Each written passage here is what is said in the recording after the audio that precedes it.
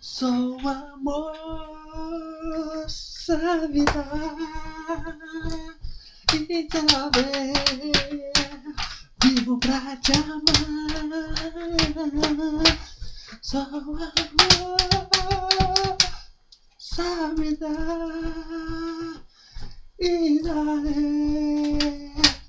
Vivo pra te amar. E aí, pessoal, beleza? Tudo bem? Depois dessa palhinha que canto bem, não canto? De 9 a 10, qual a nota que vocês dão, hein? De 9 a 10. Depois manda lá no e-mail, lá no Facebook, lá minha nota lá pra essa palhinha pra vocês aí de Vitor e Léo aí. Eu tive que parar um pouquinho pra assistir lá essa música que ele cantou agora no Serginho Groisman, no programa do Serginho Groisman, e eu gosto muito dessa música é chique demais, né? Então depois lá no Facebook ou então lá no e-mail lá, vocês dão a nota lá de 9 a 10, tá? De 9 a 10 vocês dão a nota lá. Então, pessoal, vamos deixar de ler, galera. Depois dessa palhinha aí, vamos para nossa última aula hoje. Iremos continuar. Iremos falar da nossa última parte sobre iluminismo. Essa nova visão do século XVIII que está mudando, está fazendo a ruptura com o chamado antigo regime que nós conhecemos. E aí, nós vamos passar, depois disso, pela chamada Idade Contemporânea. Então, pessoal, primeiramente, o e-mail está aí, historiacom1@outlook.com. Qualquer dúvida, mandar o e-mail para aí. O Facebook Isto-Sá. E, eita nós, sobrinho tudo, mas deixa eu falar. E o telefone para mensagem, o celular para mensagem, o 3291650267. Então, pessoal, vamos continuar aí com nossas aulas. Iremos falar sobre Iluminismo parte 2. Então vamos lá, vamos falar desse iluminismo aí depois dessa palhinha aí.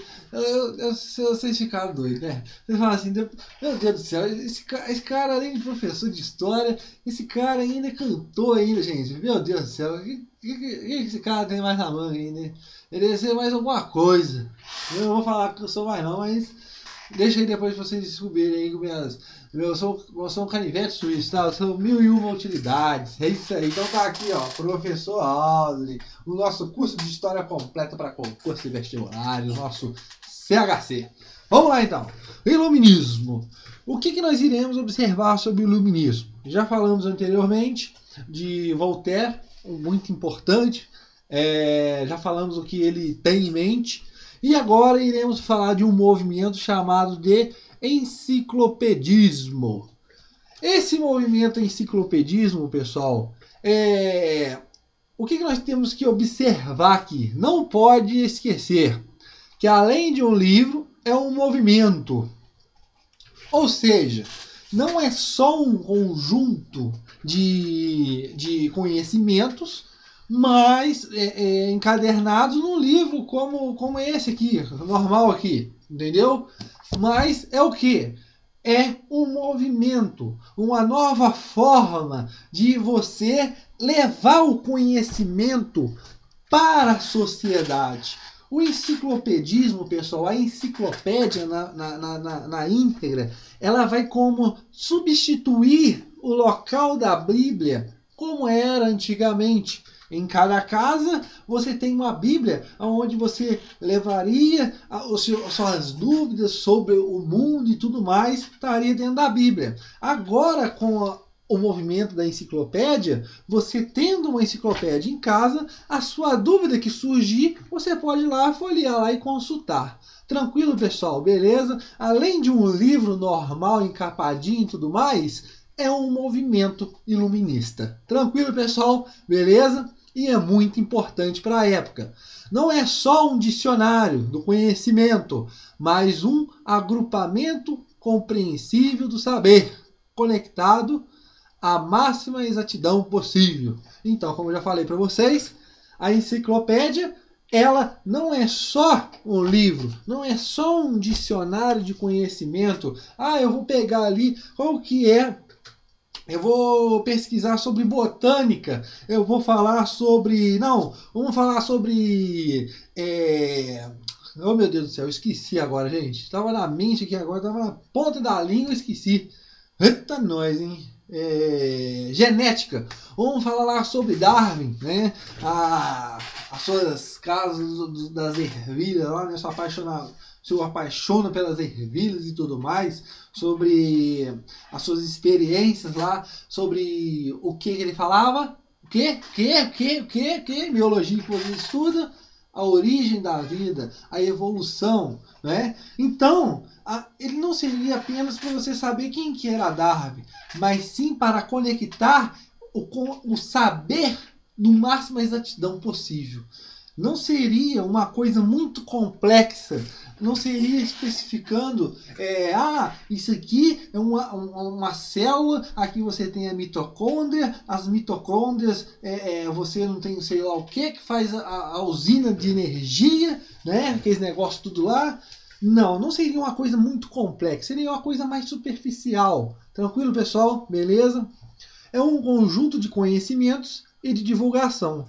Além desse conjunto de conhecimentos, essa ruptura com o monopolismo do conhecimento que estava na mão da igreja, você vai observar que esse movimento enciclopedista, ele também é um panfleto, é uma divulgação daquilo que está sendo descoberto, daquelas coisas que estão saindo à tona. Tranquilo, pessoal? É uma nova forma de mostrar o que se está passando, como que as coisas são explicadas na termo da física, biologia, ciências exatas e entre outras coisas. Tranquilo, pessoal? Beleza? Então vamos lá. O primeiro exemplar será publicado em 1751 por um cara chamado Derot, tranquilo? E o último exemplar será em 1766. Uma pergunta óbvia: será que isso bateu de frente com os interesses da igreja? Nem vou responder, né? Nem vou responder porque só foi até 1766. Nós vamos ter várias crises aí dentro da própria da íntegra da enciclopédia, mas isso não vem à tona aqui não. Mas se você quiser saber alguma coisa, pode mandar um e-mail que eu explico para vocês. Mas é óbvio que irá bater contra as religiões. Tranquilo, pessoal? Beleza? Então vamos lá. E elas vão se difundir por outros lugares. Como, por exemplo, vão chegar até no Brasil, vão chegar às colônias da América do Norte, vai difundir sobre a Europa, ganhar grande força dentro da Revolução Francesa e entre outras coisas. Tranquilo, pessoal? Beleza? Um outro filósofo que nós vamos observar aqui, esse cara chamado Jean-Jacques Rousseau, né? Esse rapaz, esse amigo aí, esse caboclo do Ereão da Madrugada aí, ele via que todos os homens nascem iguais e livres. Mas eu já vi isso, você falar disso de outro cara lá atrás. Sim, mas qual que é a diferença desse outro cara lá atrás? Eu não vou falar para você saber, né? Eu espero que você esteja estudando aí. Como que eu vou saber, professor? Só fazendo exercício, visitando as aulas, assistindo as aulas quando você tem dúvida e tudo mais. Mas o que vai diferenciar será que ele vai ver que todos os homens nascem iguais. Só que diferente do cara lá que falou da folha em branco, tá? Uma pista, tá? Não vou falar o nome do cara. As pessoas nascem algumas boas e outras más. Mas como isso aconteceria? Essas pessoas boas, se fossem em maior quantidade, nós teríamos uma sociedade com mais pessoas boas do que pessoas más. O problema é quando é o inverso. Você tem mais pessoas más contra pessoas boas. Tranquilo, pessoal? Beleza? Outra coisa que nós temos que falar aqui, nesse cara, que ele é de origem modesta, né? O cara é muito simples.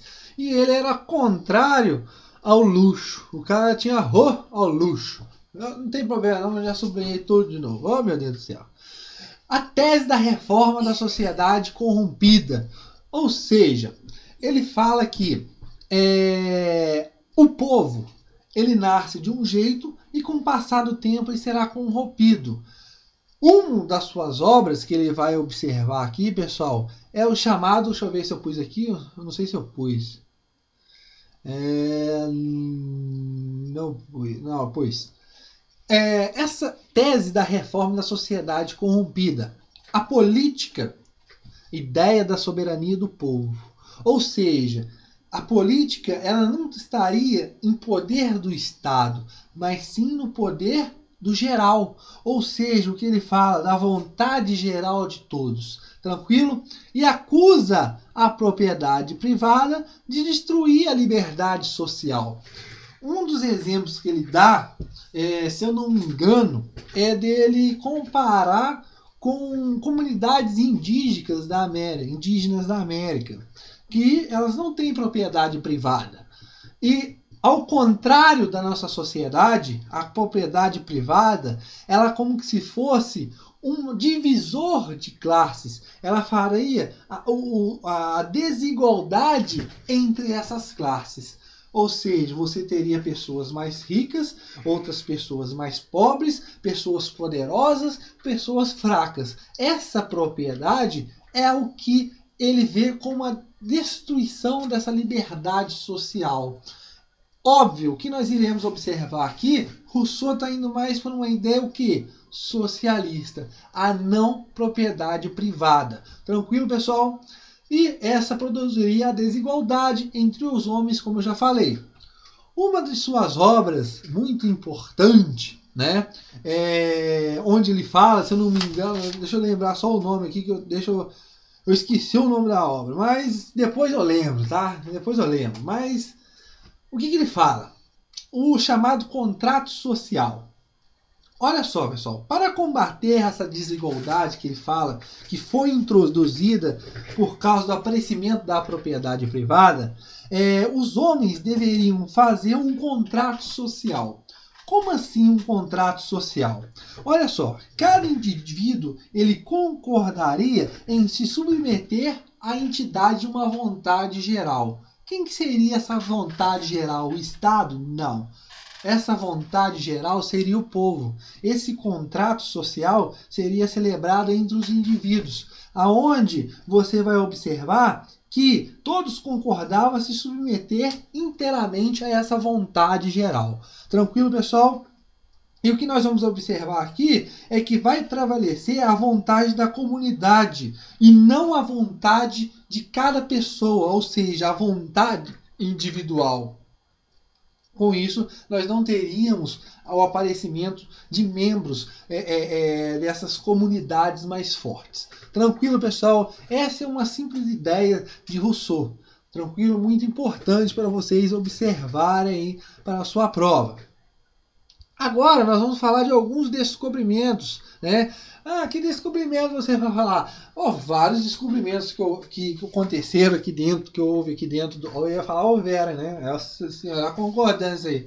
Houve dentro dessa parte do iluminismo, né? Desse período, desse século, né? Nós iremos observar aqui descobrimentos na parte da física, como nós já falamos de Newton. Nós iremos na parte da música, na parte da arquitetura, na parte da literatura e entre outras coisas. Tranquilo, pessoal? Mas o que nós temos que falar aqui? Alguns só para vocês terem uma ideia mais ou menos. O inglês William, descobriu as propriedades do ímã. Tranquilo, pessoal? Robert Boyle, na química, ele vai fazer a diferença entre as misturas e os compostos. E entre outras pessoas aí que fizeram descobertas. Tranquilo, pessoal? Uma muito importante, pessoal, não foi uma descoberta, mas a parte da arquitetura, nós vamos observar o quê? No Renascimento, pessoal, o Renascimento vai dar muita ênfase à arquitetura, mas vai dar mais ênfase mais à parte da escultura, desculpa.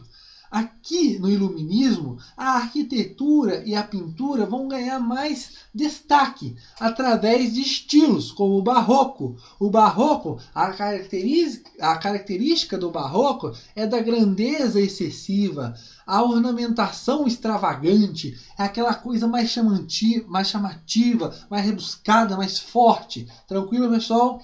Ou é como a gente vemos aí em várias igrejas aí do Brasil. O Rococó um estilo mais leve, mais refinado. Tranquilo, pessoal? E um outro estilo que vai fazer contraposição, vai fazer oposição ao Rococó e o Barroco, será o quê? O chamado georgiano, que aqui do outro lado nós conhecemos como cultura colonial. Tranquilo, pessoal? Beleza? E é mais simples, tranquilo? Isso aí mais o que nós temos que saber a título de curiosidade. Agora nós vamos entrar numa parte muito interessante. Como eu já falei para vocês, o Iluminismo ele se diferencia do Renascimento com características: o humanismo, o racionalismo e o cientificismo. Só que o Iluminismo irá diferenciar do Renascimento através de quê? Primeira coisa, ele faz uma ruptura mais profunda com a ideologia da época. O Renascimento ele é mais brando, ele é mais tranquilo. Segundo caso, ele vai dar mais ênfase para a parte da sociedade política. Nós já abordamos isso aqui já. E a parte agora da economia, do pensamento econômico. Ele não fugiu dessa área. Nós vamos observar escolas aqui que serão formadas por algumas pessoas, alguns pensadores iluministas. Tranquilos, esses economistas iluministas. Ok, pessoal? Então vamos falar mais sobre esse pensamento econômico aí. O que nós temos que observar? O cerne que eu já falei para vocês aí. O cerne que é contrário ao mercantilismo. Aquela ideia de intervencionista na economia, o Estado monopoliza a economia, ele leva a economia através de rédeas curtas. Isso, o iluminismo não gosta disso. Ele é avesso a isso, ele tem horror a isso.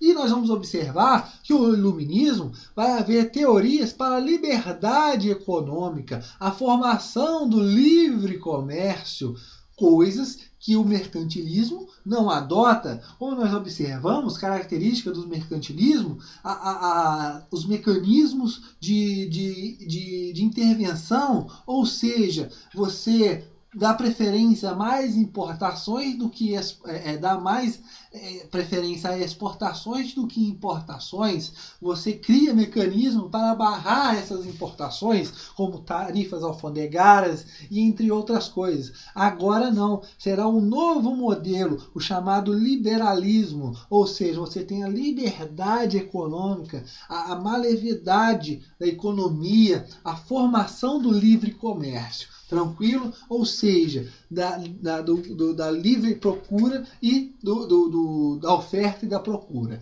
Tranquilo, pessoal? Beleza? E o Estado só interviria para garantir o livre curso disso tudo. Olha só, pessoal. O que eu quero dizer com isso aqui? O Estado ele tem a característica no iluminismo de ser um chamado, como vocês podem observar, e ouvir falar também, do chamado Estado mínimo. O que seria o Estado mínimo? O Estado mínimo seria quando o Estado ele ele vai interferir na economia o mínimo possível. Ou seja, ele vai deixar a economia deslandar, vai deixar a economia caminhar só naquelas tentativas, naquelas oportunidades em que a economia precisasse de alguma coisa, né, a partir de crise, entre outras coisas, é que o Estado iria pôr a sua mão, a chamada mão invisível, aonde nós vamos falar disso quando estiver falando de Adam Smith. Tranquilo, pessoal? Vou pôr mais um pouquinho d'água, porque eu estou me dando sede, tá bom, pessoal? Aí nós vamos observar que nós teremos aqui escolas que irão nascer. Como, por exemplo, os fisiocratas. O que seriam os fisiocratas? É a escola liberal para a produção e competição. É a livre produção e livre competição. Aí nós vamos observar aqui, pessoal, que nós iremos destacar duas pessoas, Kirchner e o outro cara que, cadê ele? Görner. Olha só, o primeiro, ele fala que Deus estabelecerá as leis naturais reguladoras da economia. Por isso a liberdade. O que ele fala aqui? Que a economia, ela deveria andar livremente, sem a interferência do homem na economia. As chamadas crises que nós vemos hoje falar da economia, né? A crise econômica e tudo mais, seriam essas formas do que o homem tá pondo a mão no meio da economia. Ou seja, tudo teria que se deslandar, tudo teria que andar naturalmente, sem a mão do homem. Tranquilo, pessoal? Beleza? Quando o homem metesse a mão nesse troço, daria as chamadas crises. Beleza, pessoal? O outro carinha, seu seguidor também, vai levar também as suas ideias também. Mas ele vai introduzir uma que será o quê? A indústria, que é uma outra fonte de riqueza. Por que outra fonte de riqueza? Tinha outra coisa que era fonte de riqueza? Tinha. Os dois alimentavam também a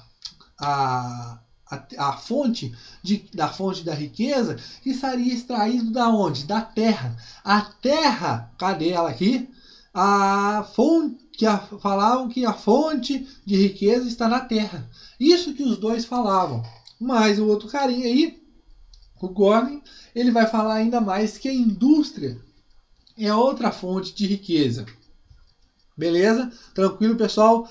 Aí nós vamos entrar na parte do liberalismo, né? Onde o liberalismo vai ter mais força, né? Nós observamos aqui ainda que esses fisiocratas estão na corte do rei Luís XIV e eles vão ver na terra o que? Essa parte da riqueza está atrelada nessa coisa da terra.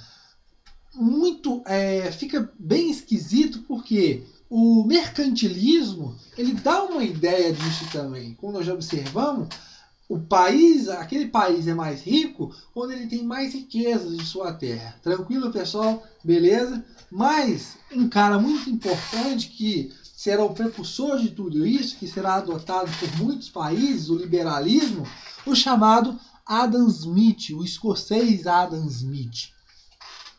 Ele vai falar que não, que a fonte não é a terra, que a fonte é o quê? A riqueza para a fonte é o trabalho livre, feito livremente, sem intervenção de ninguém. A fonte da riqueza seria esse trabalho, seria o que? A produção. A riqueza de um povo, olha só, não nas reservas, na terra, mas na produção. Quanto mais aquele país produzisse, mais rico ele seria. Tranquilo, pessoal? Beleza? Tudo bem? Adam Smith, pessoal, ele vai ter uma obra dele muito importante, que é Riquezas Econômicas. Tranquilo, pessoal? Beleza? Então vamos lá, vamos continuar aí. Vamos falar agora do chamado despotismo esclarecido. O que seria esse despotismo esclarecido, professor? O despotismo esclarecido, pessoal, é alguma coisa esclarecida. O próprio nome diz. O que é isso? Despotas esclarecidos. São alguns monarcas que vão ver que as ideias iluministas, se eles não adotarem, eles vão surtir as revoluções que estão havendo, as revoluções sociais que estão acontecendo. Então, esses despotas, esses reis, esses monarcas absolutistas vão começar a modernizar as suas estruturas políticas, econômicas e tudo mais, através desse despotismo esclarecido. Eu estava lembrando aqui, pessoal, esqueci de falar de um filósofo, esqueci até de pôr no slide aí, mas eu quero falar para vocês aqui de Montesquieu. Montesquieu, superficialmente aqui, ele vai elaborar a teoria dos três poderes, a divisão dos três poderes, o executivo, o legislativo e o judiciário. O que mais acontece hoje no Brasil? Ele fala que esses poderes teriam que ser autônomos entre si e teriam que viver numa certa harmonia e seriam independentes entre eles, ou seja, não havia hierarquia entre um poder e outro. Como assim não havia uma hierarquia entre um poder e outro? O presidente da República, como no Brasil, ele não manda de forma diretamente num juiz, num presidente da Câmara dos Deputados. Tranquilo? Eles vivem em forma harmônica, são independentes entre si, são autônomos. E nenhum desses poderes poderia avocar os seus poderes de outros poderes. Tranquilo, pessoal? Aí nós temos o executivo, que faz executar as leis, que são essas leis feitas pelo Legislativo, que é a Câmara, é o Congresso Nacional, que é a Câmara dos Deputados, junto com o Senado, e o Judiciário. Porventura essas leis não fossem cumpridas, teria alguém para julgar essas pessoas. Tranquilo, pessoal? Voltando aqui ao nepotismo esclarecido, falamos aí de Montesquieu. Como eu estava falando aí, esse pessoal ele vai modernizar alguns monarcas. Essa doideira aí vai chegar em alguns monarcas. Como assim essa doideira aí? Porque alguns monarcas, pessoal, eles vão modernizar as suas estruturas, tranquilo, de governar. Como assim? Olha só, pessoal, Voltaire já falamos sobre ele já. O que ele defendia? Ele defendia que um regime monárquico esclarecido, apoiado pelo povo, e acabaria com os privilégios da nobreza e do clero. Ou seja, quando você tem um nobre, um rei esclarecido, ele lutaria para defender o povo contra os abusos de quem? Do pessoal, da aristocracia, da nobreza, do clero e tudo mais. Beleza, pessoal? Mas o que é importante aqui nessa parte do despotismo esclarecido? Olha só, eles não abdicavam do poder. Não abdicavam do poder. Por quê? Olha só, pessoal. Você pode observar que esses despotas esclarecidos, ou também chamados reis iluministas, esse pessoal, eles não abdicavam do poder. É claro, né, pessoal? Quem quer largar o osso, né? Quando o osso tá bom? Ninguém quer largar. Então, eles não largavam, eles não abdicavam desse poder. Ao contrário, eles se adequavam, eles se, como que eu posso dizer? Eles se assentavam às novas ideias que estavam surgindo para não perder poder. Tranquilo? Então eles se adequavam ao quê? Para evitar as revoluções sociais. Por quê? Se eles continuam da mesma forma, absolutos, levando a fé, aquelas coisas todas do absolutismo, consequentemente, haveria uma revolução social e ele seria tirado do poder à força. Então é uma forma dele maquiar o seu governo. Tranquilo, pessoal? Beleza? É uma forma de se adequar a essas novas ideias. Olha só, por que adequar essas novas ideias? Eles eram pessoas que mudavam assim da água para o vinho, do dia para a noite, mudavam radicalmente? Não. Beleza, pessoal? Um rei esclarecido, ele não mudava radicalmente, ele mudava em estrito senso. O que seria estrito senso? Em sentido restrito. Em algumas partes ele mudava. Por exemplo, uma parte que ele não mudava, a parte do mercantilismo. Ah, mas espera aí. O iluminismo odiava o mercantilismo. Como que o cara é esclarecido, mas ele adota ainda o mercantilismo? Mas nisso tudo, pessoal, tem um porém. Tem uma lógica. Uma lógica. O que será essa lógica? Claro, seus países atrasados, esses reis desses países atrasados, porventura, por causa da forma industrial que a Inglaterra tomou, do poder industrial que a Inglaterra tomou, se eles passassem para um livre comércio, um liberalismo da noite para o dia, você acha que a economia deles aconteceria o quê? Olha só aqui, ó. Tá grande, falência. Tranquilo, pessoal. O que vai acontecer?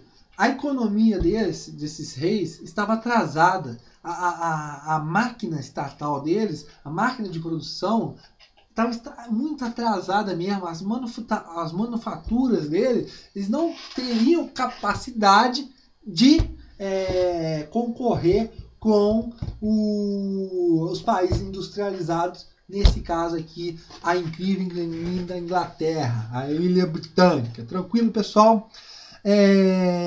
Aí nós vamos ter exemplo aqui de despotas esclarecidas. Nós temos Frederico II da Prússia, Maria II, Catarina II da Rússia. Nós temos aqui no contexto, na parte do Brasil e Portugal, Pombal, chamado Marquês de Pombal, que nós iremos observar quando estiver falando mais sobre a história do Brasil, que fará um grande desenvolvimento no Brasil, uma grande modernidade para a época e tudo mais. Só que o cara vai ser caro, né? Óbvio, vai ser, como que eu posso dizer, passar a perna nele, né? Mas o cara vai fazer uma grande modernização no Brasil para a época. Tranquilo, pessoal? Beleza? Beleza? Tranquilo? Uma coisa que eu quero falar para vocês aqui muito interessante, pessoal, um resumo de tudo. Qual que são os principais ideais do iluminismo? Primeiro ideal, a valorização da razão. Ao contrário daquela parte da religiosidade, da fé e tudo mais, que controlava o conhecimento. Uma outra coisa que nós vamos observar aqui, a crença nas leis naturais, a crença nos direitos naturais. Tranquilo, pessoal? Nós vamos observar aqui a crítica ao mercantilismo, a crítica ao absolutismo, a crítica em cima do clero e tudo mais, a defesa da liberdade política e econômica. Tranquilo, pessoal? A liberdade política e econômica, o livre comércio, a oferta e procura, né? A grande ênfase do capitalismo, né? E tudo mais isso. E críticas à Igreja Católica na parte da crença de Deus. Tranquilo, pessoal? Então aqui são as principais ideias desse iluminismo e espero que vocês tenham aqui entendido essa parte aí do iluminismo e espero vocês na nossa próxima aula, que iremos falar sobre Revolução Francesa. Pessoal, nós estamos chegando aí num marco que dentro do nosso calendário, né?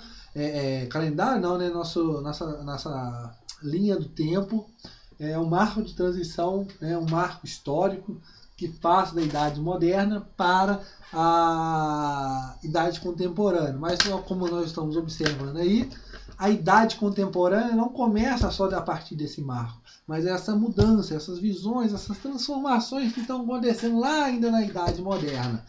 O que nós vamos observar aqui nesse iluminismo? Coisa-chave, questão de prova, anota aí, tá? Anota aí, eu nem anotei não, porque vai cair na sua prova. Nem tive a oportunidade de anotar, porque eu tive um chamado que agora, eu tive uma visão que agora que vai cair na sua prova. Vai. Ó, anota aí que eu vou ter que beber uma água aqui, tá? Eu vou pôr uma água aqui pra dar tempo aí, se você não tiver com a caneta aí, dá o preguiçoso, pra você pegar a caneta e anotar essa coisinha aí, tá bom? Então vamos lá. Pegou a caneta? Pegou. Anota, cara. É que é importante, tá? É importante. Ó. A luz até apagou. É sinal. Isso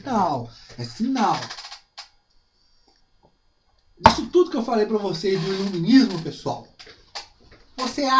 Vocês acham que quem vai interessar, quem foram os principais interessados nessa ideia?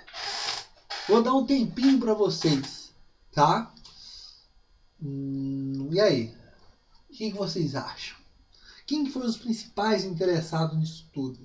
Quem estava com dinheiro, só que não tinha ainda o poder total para subir ao poder? Aquelas pessoas que estavam crescendo, financiaram os reis e tudo mais, para eles próprios se engrandecer, para eles se levantarem e tudo mais. Quem que vai ser os interessados nisso tudo aí para o fim do antigo regime? Hein? Vocês querem que eu deixe para a próxima aula? Então eu vou deixar para a próxima aula, mas eu vou falar. Os burgueses. Então os principais interessados, pessoal, serão os burgueses. Por quê? Fim do antigo regime, absolutismo, mercantilismo, intervenção na economia, acaba com tudo isso. E aí? Isso é um prato cheio, pessoal.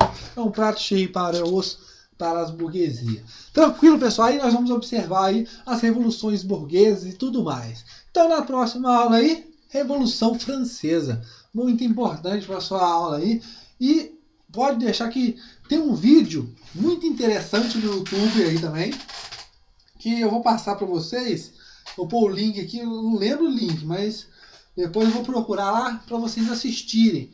Depois que assistirem a minha aula. Aí vocês vão entender. Ou se você quiser assistir o vídeo antes, tudo bem. Beleza, você que sabe. Mas é melhor você assistir depois a aula.